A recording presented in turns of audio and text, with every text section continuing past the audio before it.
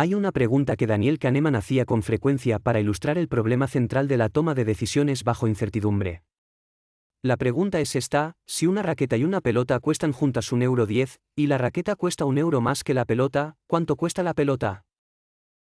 La respuesta instintiva es 10 céntimos. La respuesta correcta es 5. El cerebro genera la respuesta rápida automáticamente, antes de que haya procesado la pregunta completa, y esa respuesta es incorrecta. No por falta de capacidad matemática. Por exceso de confianza en la primera respuesta que aparece. Este es exactamente el mecanismo que opera en los mercados financieros. Y la solución que Kahneman proponía era una frase que merece más atención de la que habitualmente recibe: demora la intuición hasta que tengas los hechos. Hoy vamos a hablar de dos sesgos que se alimentan mutuamente y que juntos constituyen uno de los ciclos de destrucción de capital más predecibles de los mercados. El primero es la extrapolación de tendencias. El segundo es el efecto disposición. Ninguno de los dos es irracional en sentido estricto. Los dos son perfectamente racionales dentro de la arquitectura cognitiva que los produce. Y los dos son sistemáticamente erróneos en el entorno financiero. Empecemos con la extrapolación de tendencias, que es el producto de lo que la psicología llama la heurística de representatividad. El cerebro evalúa la probabilidad de un evento basándose en cuánto se parece a los patrones que ha observado recientemente.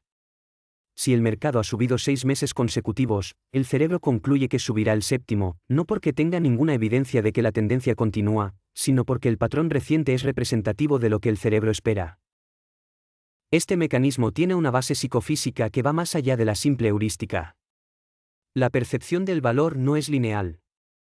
Los psicólogos que estudiaron la percepción sensorial documentaron que la diferencia subjetiva entre 100 € y 200 se experimenta como mucho mayor que la diferencia entre 1100 y 1200, aunque en ambos casos la diferencia sea exactamente 100 €. El cerebro no procesa magnitudes absolutas. Procesa diferencias relativas al punto de referencia. En inversión, esto produce un efecto concreto. El inversor que ha ganado dinero recientemente no procesa sus ganancias futuras esperadas en términos absolutos. Las procesa en relación con la racha reciente. Y esa racha reciente sesga la estimación hacia arriba. Lo que en estadística se llama regresión a la media, la tendencia de los resultados extremos a volver hacia el promedio, el cerebro lo ignora por completo porque viola la heurística de representatividad. El mercado ha subido, luego seguirá subiendo. La racha de éxitos del gestor demuestra su habilidad, no el contexto favorable del ciclo. Hay 3 manifestaciones específicas de esta extrapolación que se pueden identificar y prevenir. La primera es la proyección lineal. El crecimiento pasado se asume como garantía del futuro sin ajustar por volatilidad ni por posición en el ciclo. Es el mecanismo que lleva a los inversores a entrar masivamente en un activo después de que ha subido mucho, justo cuando el margen de seguridad es mínimo. La segunda es la sobreponderación de éxitos recientes. Una racha ganadora de pocos meses altera la estimación de probabilidades hacia el optimismo sin base estadística. El inversor no está evaluando si su estrategia es sólida. Está evaluando si la racha reciente es representativa del futuro. Y la racha reciente nunca es evidencia suficiente para esa conclusión. La tercera es la incapacidad de integrar eventos de baja probabilidad en el modelo de riesgo.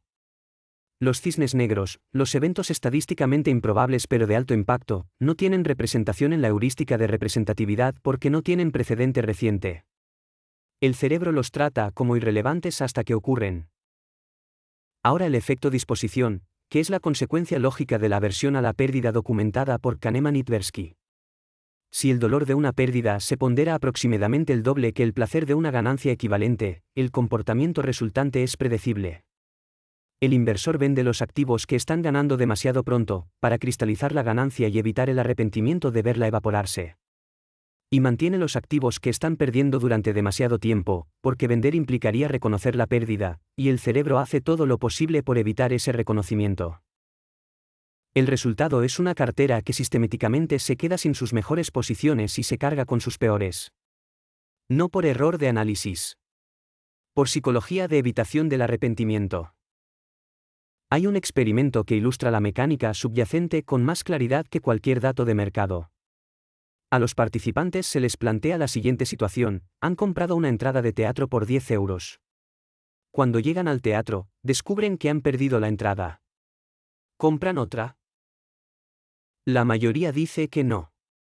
Sienten que la función les costaría 20 euros en total. Ahora la variante, van al teatro sin haber comprado la entrada, pero en el camino pierden un billete de 10 euros. ¿Compran la entrada al llegar? La mayoría dice que sí. La función cuesta 10 euros y la pérdida fue independiente. Matemáticamente, en ambos casos han perdido 10 euros y tienen la opción de ver la función por 10 más. La decisión racional es idéntica. Pero el cerebro contabiliza mentalmente el dinero en cuentas separadas.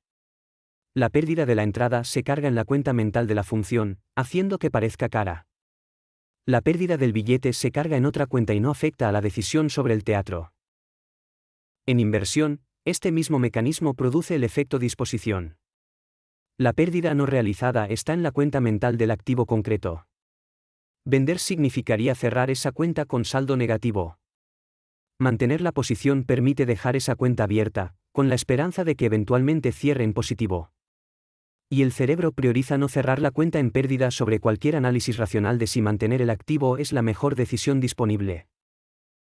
¿Cómo se interviene en estos mecanismos sin intentar eliminar la intuición, que en muchos contextos es perfectamente funcional?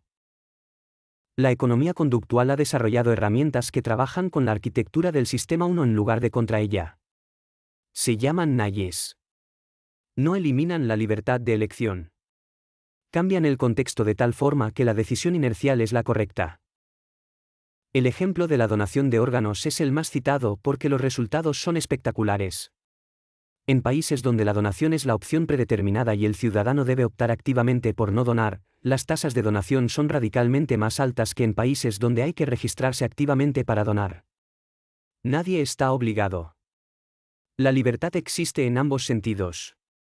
Pero la inercia del sistema 1 lleva a la mayoría a quedarse con la opción por defecto. En el ámbito del ahorro energético, el experimento de incluir en las facturas de electricidad una comparación del consumo propio con el del vecindario produjo resultados que ninguna campaña racional de ahorro energético había conseguido. La norma social activa el mismo mecanismo de comparación que en los mercados produce el comportamiento de rebaño, pero en este caso redirigido hacia un comportamiento beneficioso. Si tus vecinos consumen menos que tú, el instinto de comparación social te empuja a reducir tu consumo, sin necesidad de explicarte nada sobre el cambio climático o la eficiencia energética. Aplicaciones bancarias como los sistemas de apartados digitales funcionan de la misma forma.